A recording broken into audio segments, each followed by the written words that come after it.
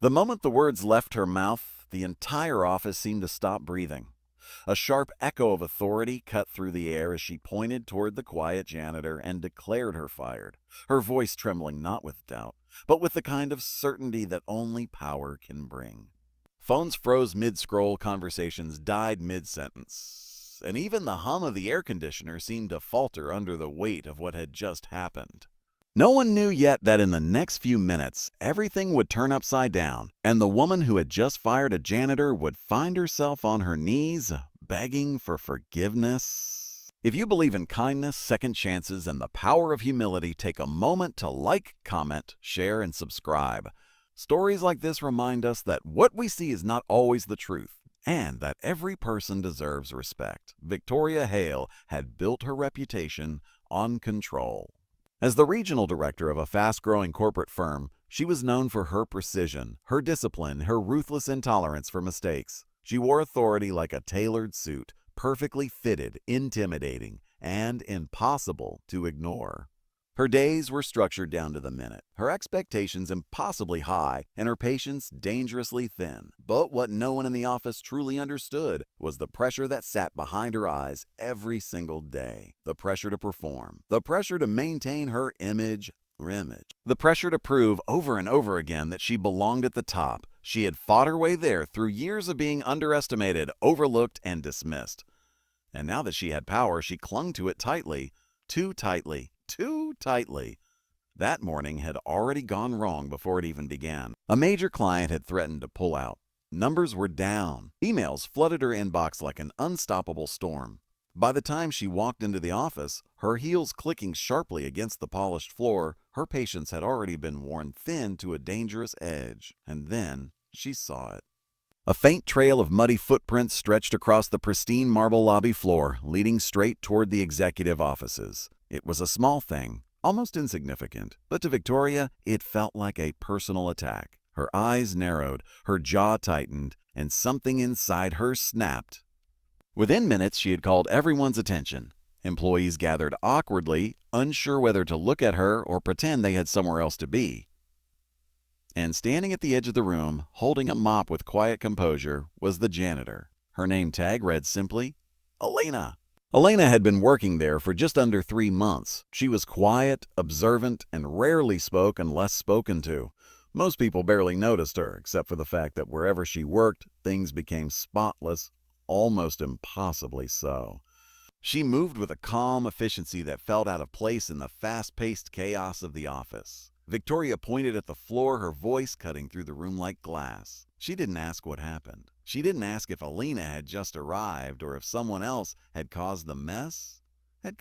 She didn't ask anything at all. Instead, she accused, and when Elena tried to calmly explain, her voice steady and respectful, Victoria didn't listen.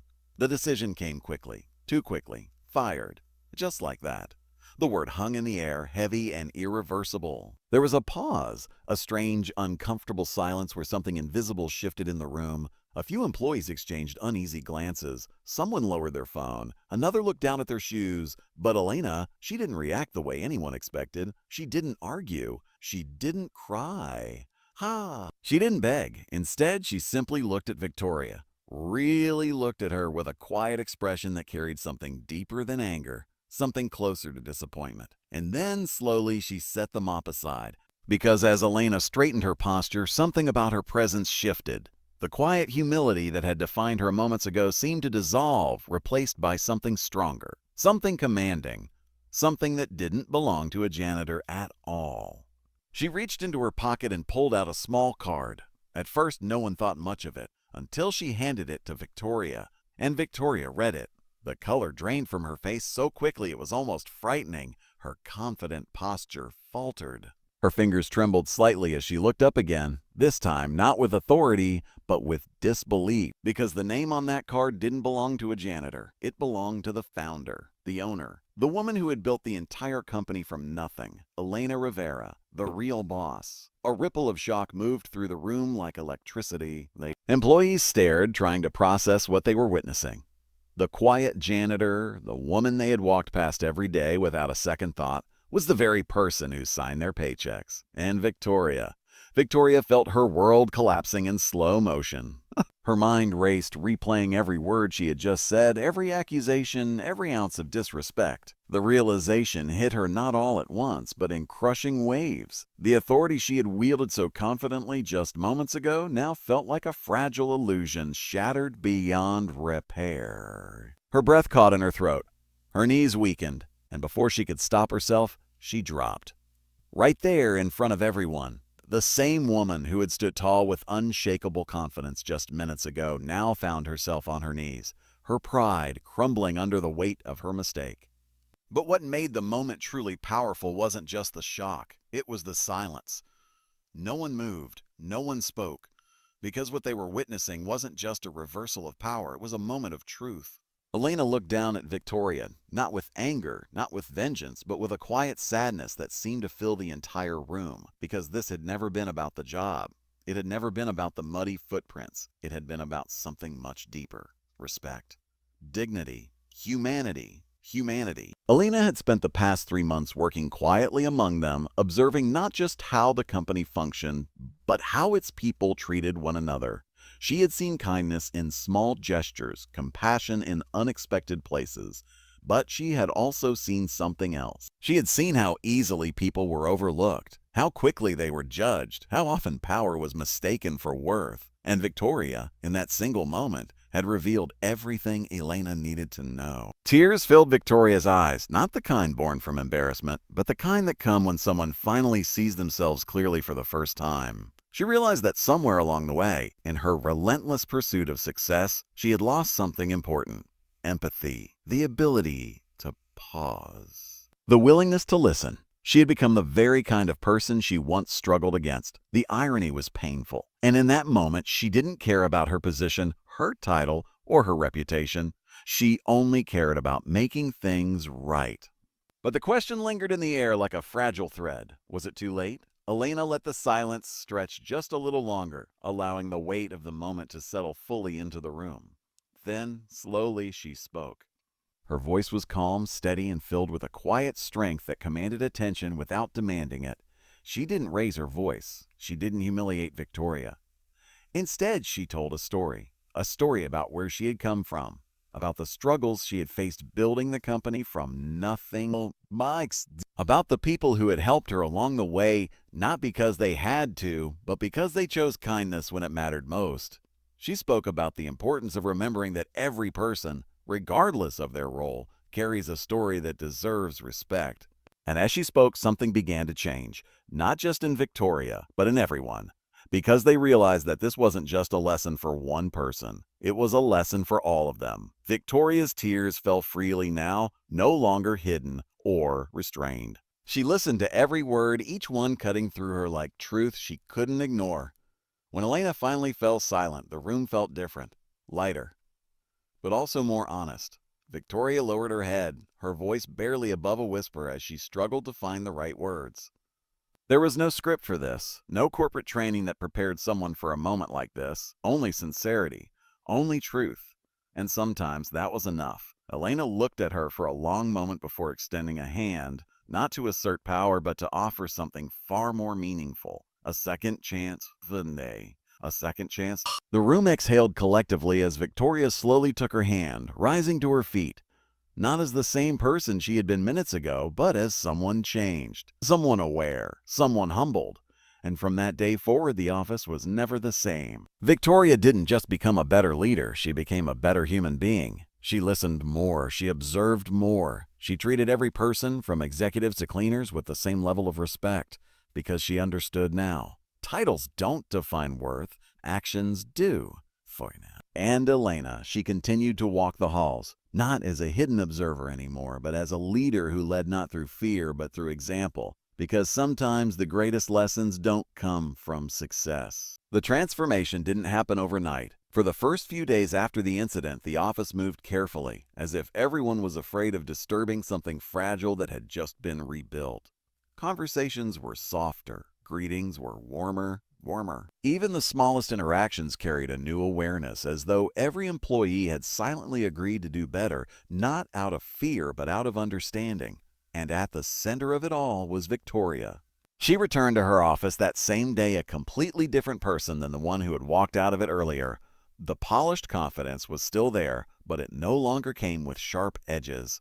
Instead, there was something unfamiliar in her demeanor, something quieter, more thoughtful. The woman who once rushed through decisions now paused. The woman who once spoke over others now listened. But change, real change, is rarely easy. The guilt stayed with her, followed her into meetings, lingered in the silence of her office, and echoed in her thoughts late at night.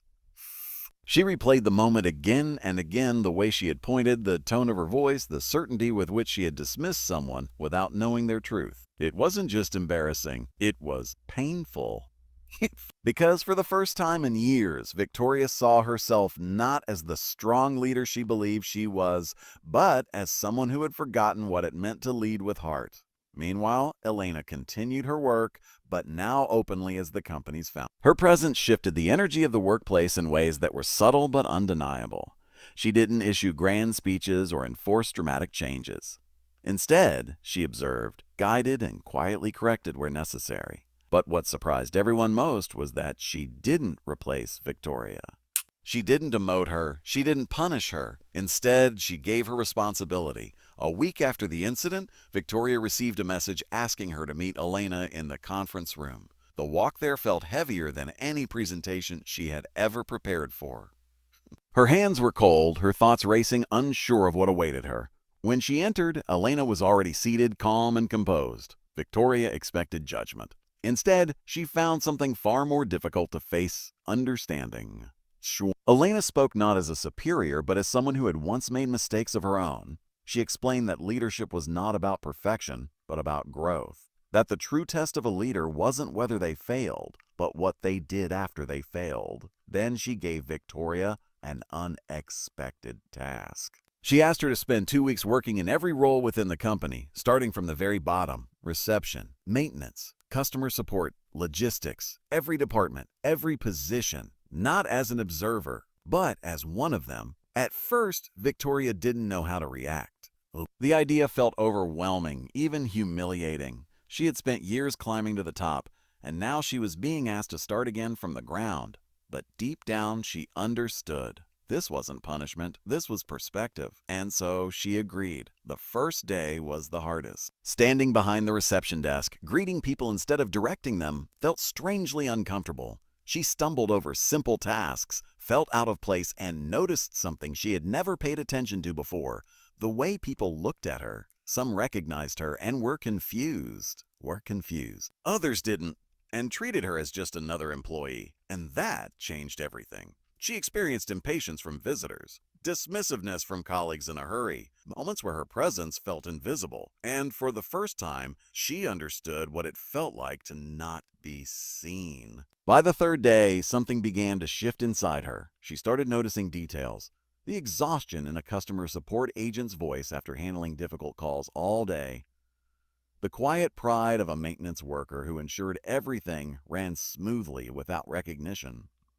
The stress of handling complaints, the pressure of meeting expectations, the small acts of kindness that often went unnoticed. Each role she stepped into revealed a new layer of the company, not as a system, but as a collection of human stories. And slowly, the guilt she carried began to transform into something else: purpose. By the second week, Victoria was no longer just completing tasks. She was connecting with people. She listened to their challenges, their frustrations, their ideas. She asked questions she had never thought to ask before, and most importantly, she apologized. Not in a grand public way, but in small, sincere moments. She apologized to the receptionist for never acknowledging her before, to the support team for the unrealistic expectations she had set, to the cleaning staff for everything. Each apology wasn't just words, it was a step toward becoming someone better. Meanwhile, Elena watched quietly. She saw the way Victoria stayed a little longer after shifts to help others, the way she defended employees when she saw unfair behavior, the way she began to lead even without her title.